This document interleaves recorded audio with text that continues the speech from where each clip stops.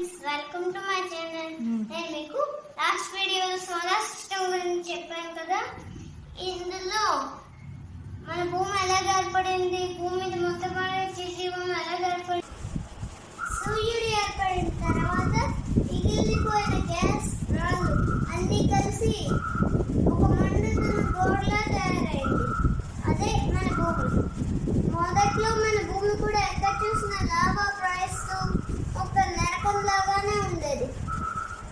ఆ సమయంలో భూమి తన చుట్టూ చాలా వేగంగా తిరిగేది. ఎంతంటే అప్పుడు రోజుకి 5 నిమిషాలే ఉండేది.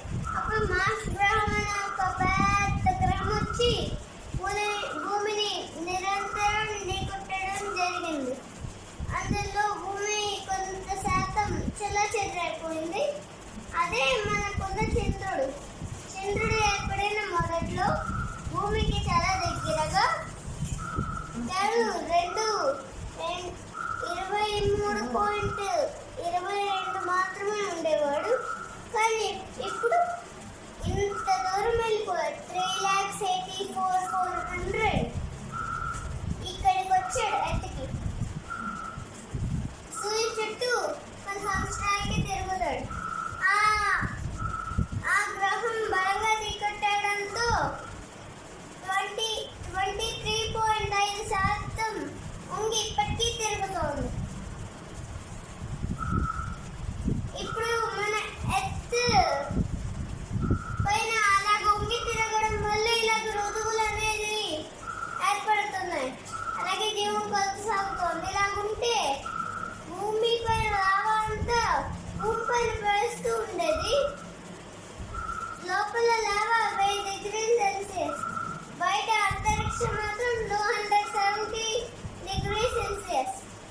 కాబట్టి ఆ లావా చల్లబడి కొన్ని రోజులకి భూమి పైపొర గట్టిపడడం జరిగింది.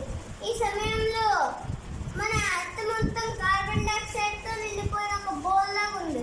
సరే, ఇప్పుడు ఒక జీవం ఏర్పడాలంటే కావాల్సిన నీరు. కానీ అప్పటికి భూమి పైన ఇంకా నీరు లేదు. అయితే లక్షల కోట్ల ఉల్కలు ఒక్కొక్క రోజు పడుతూ ఉండే.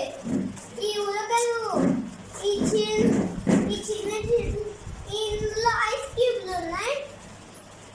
ఈ ఐస్ క్యూబ్లన్నీ నీళ్ళుగా మారాయి. అందులో ఐస్ క్యూబ్లన్నీ అందులో పడిన తర్వాత ఐస్ క్యూబులు ఒక ఉల్కను తీసుకొని చూస్తే అందులో ఐస్ క్యూబ్లు ఉన్నాయి. అందులో మరింత పరీక్షించి చూస్తే నీటి చుక్కలు కదులుతూ ఉన్నాయి.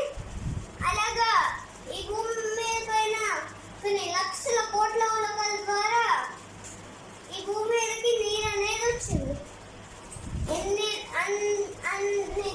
నీటి చుక్కలన్నీ కలిసి ఇంత పెద్ద మహాసముద్రాలుగా తయారవడానికి 2 కోట్ల సంవత్సరాలు పట్టింది. వచ్చిన నీరు ఆవిరైపు మేఘాలుగా ఏర్పడి వర్షంగా పడింది. అలాగే భూమి మొత్తం చల్లబడడం జరిగింది. సముద్రాలు ఏర్పడ్డాయి. మనం తాగుతున్న పడి నీటి చుక్క కూడా కొన్ని వందల కోట్ల సంవత్సరాల నుండి ఈ ఉల్కలు భూమిని ఢీకొట్టినవే. మొదట్లో చంద్రుడు మన భూమికి దగ్గరగా ఉండడంతో చంద్రుడి గ్రావిటేషనల్ ఫోర్స్ ద్వారా సముద్రాలు పైకి లేచి పడుతూ ఉండేవి. కానీ చంద్రుడు ఇలా దూరంగా జరిగే కొద్దీ సముద్రాలు కొంచెం ప్రశాంతంగా మారేవి. ఈ ఉల్కలు కేవలం నీటినే కాదు, ఇక్కడ ఉన్న ప్రోటీన్స్, అమైనో యాసిడ్స్ వీటిని కూడా తీసుకొచ్చాయి. మన ఎర్త్కి సరైన దూరంలో ఉండడం వల్ల జీవం ఏర్పడడానికనే ఇదిగా ఉంది. మన ఎర్త్ సూర్యుడికి ఇన్విజిబుల్ జోన్ అంటారు. ఎర్త్కి మార్స్ ని ఉన్నది. దీన్ని దాటి బయటకు వెళ్తే జూపిటర్, సాటర్న్,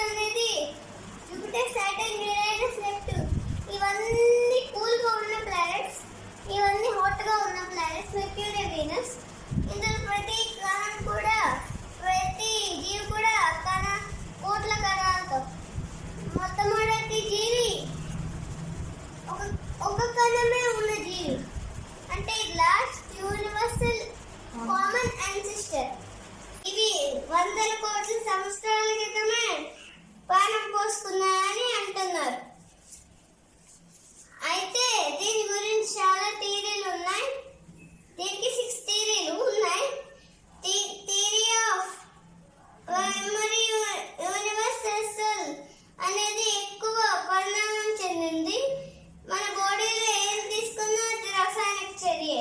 నానీ సంబంధం కానీ డిఎన్ఏ కానీ ఏదైనా రాసాయనిక చర్య మన కొన్ని కోట్ల సంవత్సరాల నుండి భూమి మీద భౌగోళిక పరిస్థితుల కారణంగా